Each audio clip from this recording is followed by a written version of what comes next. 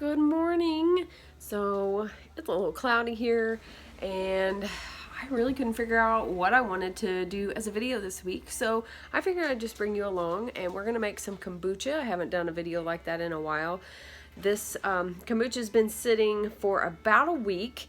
That's what I used to let it sit for. I used to let it ferment for about a week, and then it got to be where it didn't seem like it was warm enough in the house, so I let it set for a little bit longer. But with it being summer right now and it's been really hot, as long as the house isn't super cold from the air conditioning, it seems to do okay. So it looks like it's got a pretty good Scoby on the top of it, and I will show you that too. So I'm going to go ahead and make it. I've got juice left over from the last time I made it last week, so I'm going to use that, and I'll show you everything that I use and how simple it is to do this and make this really good fermented beverage.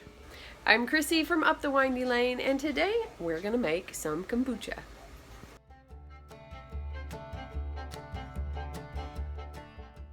So I'll show you really quickly what I buy. I buy an organic English breakfast tea from Kroger. I buy the Simple Truth brand. I usually buy a different brand of green tea, but this is what they had this time. So I bought this green tea. Now I use 2 tea bags of each. That is my preference. I have used all green tea and all black tea before as well, but this is just what I normally use, 2 green and 2 black. Now the amount I make is about a gallon. It fills up 6 of my bottles that I will show you in just a little bit. Now my measuring is just a quart jar, so I will fill up this with water and I'll put it in my pot, put a cup of sugar in there and get that boiling. It will boil for 5 minutes. Then I will take it off the heat, put the tea bags in it, set my timer for 15 minutes to let it steep, and then we will get everything mixed up. So normally I just use my filtered water. I need to add some though because I won't have enough, but today I have my kettle. This has been boiled, so this will be good, and it is already cooled. I have had to boil it before, during, like right before, and then it's too hot and you have to wait quite a while. So the thing with the water temperature is you have to, when you're making the tea, it can't be hot tea. It has to be under 90 degrees to add the Scoby, otherwise it will kill that good bacteria, and we don't want to do that because that's what we want. That's why we're making the kombucha. So I will use this water because I can, because it's cooled and it's already been boiled. So you want to use filtered water or you want to use boiled water that's cooled down. You might be able to use like water you run and you let it sit out overnight. You just don't want the chlorine and stuff like that from your tap water with that. It can actually cause issues with the bacteria, can kill that if it's very chlorinated. Ours is pretty chlorinated, so I like to filter my water that I drink or boil it or something like that. So let's get started. Alright, so we're just going to put 1 quart of water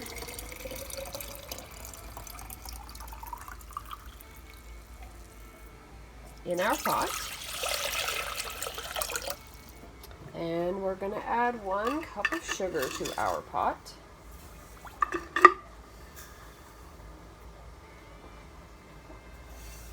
Alright, so we're just going to turn that up on high. We're going to get that boiling. We are going to keep that kind of stirred.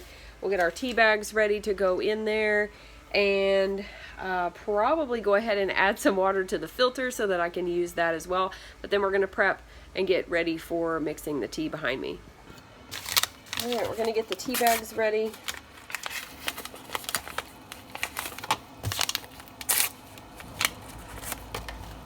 Our green tea and our black tea. And then I usually just take these all and kind of tie them together. You don't have to. It's just me. And then I hang them on my cabinet door until they are ready to be used. Just kind of hang out right there. Alright, so here's what we want to do with, I have too many things over here, but we have a sourdough going, sourdough starter trying to start. So this is my big glass container that I make the kombucha in. I have a temperature gauge on here which helps me. It's not necessary, but it does help me. If you can see this up here, this is our Scoby that has formed. This is the other Scoby that I'm going to keep. You want to make sure your hands are clean, everything that you use is clean, My hands are clean. I washed them before I started. Some people do not dip their hands in this and pull this out. Some people do. Some people use tongs. I've done both. I just find as long as I don't have to put my hand way down in there, then I'm good. So you can see this, that white, that's all new Scoby. And you can see underneath that is the older Scoby. Sometimes I will not put all of this back in here. Sometimes I will. Just depends on how I'm feeling at the moment. I'll probably put all this back in just because. So now we have our Scoby in the dish, and this is all the kombucha. This is raw kombucha, and I am going to pour out a cup, just like you make what you do with yogurt. You have a starter. So this is our starter. And you can either leave it in this cup, you can pour it in with your Scoby, it doesn't matter. I'm just going to leave it today. Sometimes I pour it in there. So this is what we're going to add our juice to for our second fermentation. Now, if you like raw kombucha, then this is good to go. You can make raw kombucha. You can just leave it and you don't have to add flavor. I like to add flavor. I like the extra fizziness. So, and the just different fruits I can add. So I'm going to show you that. Dogs are barking. I don't know what they're barking at. Okay, so I just set the timer. The water has started to boil. I'm out here in the pantry, in this fridge, and I'm going to grab the rest of the juice. Now, you don't have to buy juice. I do buy organic juice from Kroger. I've bought it from Aldi before. I've gotten it from Azure. As long as it is organic, and I mean, you don't have to use organic, that's totally up to you, but I do because this is supposed to be, you know, a healthy fermented beverage. So I will buy this, and I just look and make sure that it's got plenty of sugar in it for the Scoby, and just make sure that it's actually juice, not juice from concentrate, but juice. So this is black cherry, and it's really good. We have done, you can see it's boiling at a nice pace now. I've got my timer going. We have used all kinds of different juice. I have juiced my own. I've done blackberries, which was really good. I'd like to experiment a little bit more with like spices or herbs and things like that. You can do that too. I just haven't quite got that far. I've got my system down, so I usually just do this system. So let's go ahead and we're gonna mix this up, and then we can actually go ahead and bottle this. What takes the longest is actually making the new tea. Because I have already used this once, I know this is 2 cups because that's what I have left. So we're gonna use 2 cups of juice. So one of these 32 ounce containers will last me for 2 batches. So I know that this is what I need, so I'm just going to pour it in here. It's cold, so we're just going to do that. And now this is our kombucha that is black cherry, and we're going to pour this into our drinking vessels or whatever we want to do. You can keep it in one large container if you would like, but I put mine in jars, or in glass bottles, I guess you could call them, that are actually made for fermentation. So they're thick. You can actually buy kombucha. If you wanted to buy kombucha, you could buy kombucha from the store.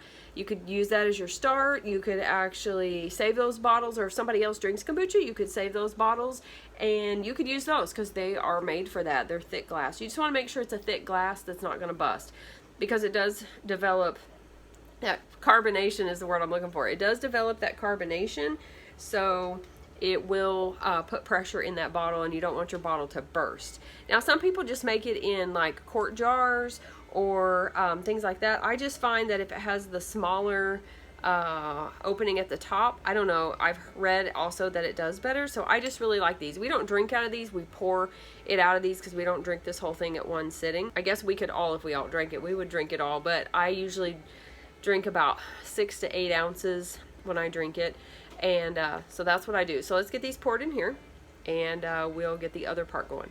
I have a funnel that I use for this, and I have a 2-cup measure because these are I think these are like 18, maybe 18 ounce jars or bottles. I can't remember, but I will just pour this into my 2-cup measuring cup approximately, and then I'm just going to pour it in the bottle.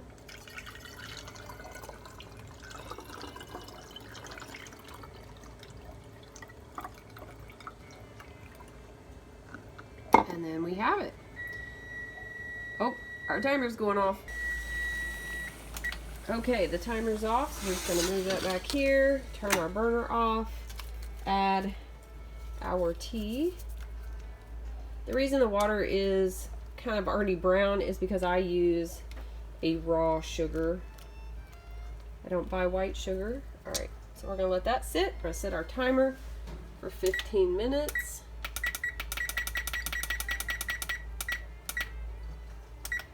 There we go. Let's get the rest of these filled up.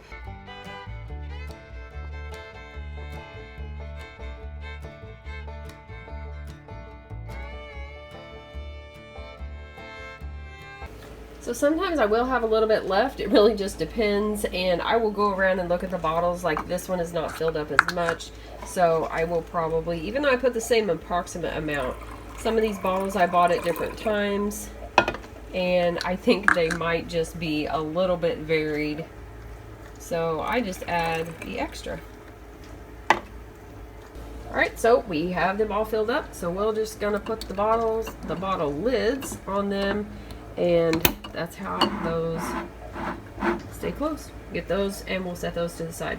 Get these lids on and we'll set these to the side. So these are ready.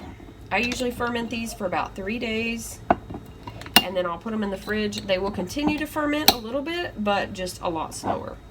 You can also clean this out if you would like. Now you don't want to use soap. This one I just rinsed out with water. If it looks like, if it's got a bunch of like Scoby crusties on the top or something, you can clean it with something clean, I guess, if that makes sense. I usually just rinse mine out, and that's what I do. You can add a little bit of vinegar and water and kind of swish it around. I'll do that occasionally, but today I just rinsed it out. So we do have our Scoby back here. We've got our starter tea, and we're just waiting on the tea to steep, and then we'll get all this mixed together and we'll be ready for that next batch to be brewing. So I was thinking I can go ahead and, while we're waiting on that timer and we're waiting on that steeping, we can actually go ahead and put our water in here for the tea. So we put 1 quart of water in to boil with the sugar. So now we're going to add 2 more quarts of water in here, and that is what we are going to make our tea with, because then we're going to add our Scoby and we're going to add our starter tea, and that's going to fill it up pretty good. So I'm just going to go ahead and use this that I've boiled. Probably have to boil some more though, because I do need to do a sinus rinse today. Alright, there's 1 quart, so we'll just put that in there. The next quart's going to be filtered water, so that has went through. So I'm going to grab another quart of filtered water here.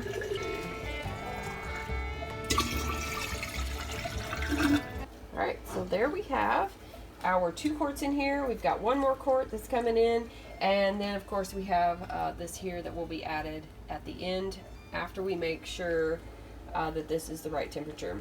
So you can see on here that this is about 75 degrees, and that will go up of course when we add our hot tea. Hopefully it won't go up over 90 and we can go ahead and get everything going.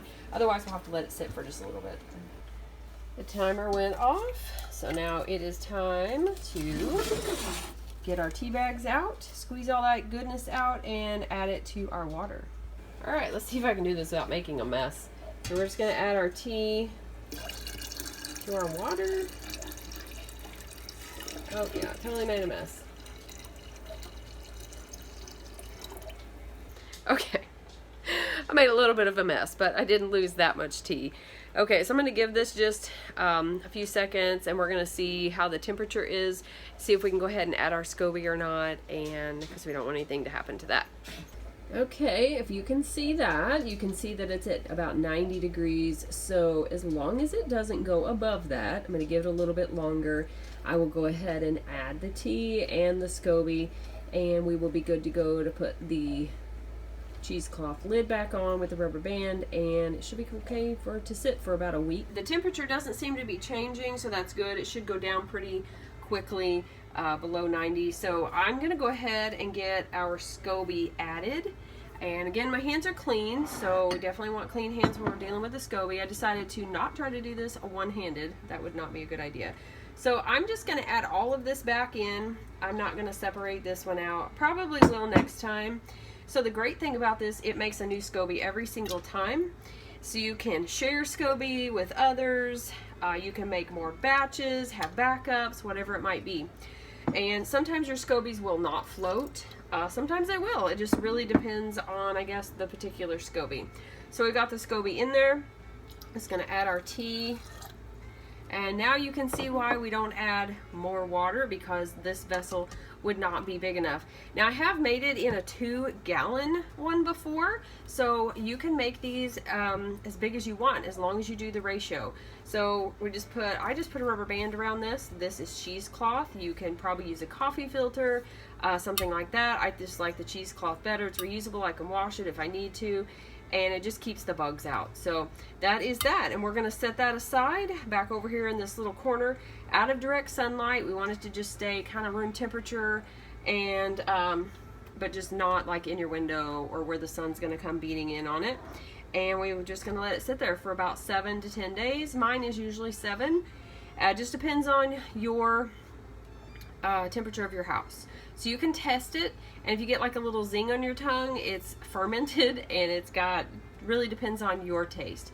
You may want it to go longer or shorter or whatever, and but it will get more vinegary the longer it goes, so just keep that in mind. The kombucha is tucked back over here in the corner where the refrigerator is, so there's actually probably heat that comes out of there as well. These are extra Scobies that I have that I add tea to occasionally to kind of feed them a little bit. And then of course we have our bottles over here fermenting. These will be here for about 3 days. So this is actually Tuesday when I'm doing this. So it will be what, Wednesday, Thursday, Friday. So I will check these on Friday, and I will probably just put these in the fridge. This will be good next Tuesday, and I can make some more kombucha. So I hope you enjoyed that quick little guide on making kombucha. It's super easy.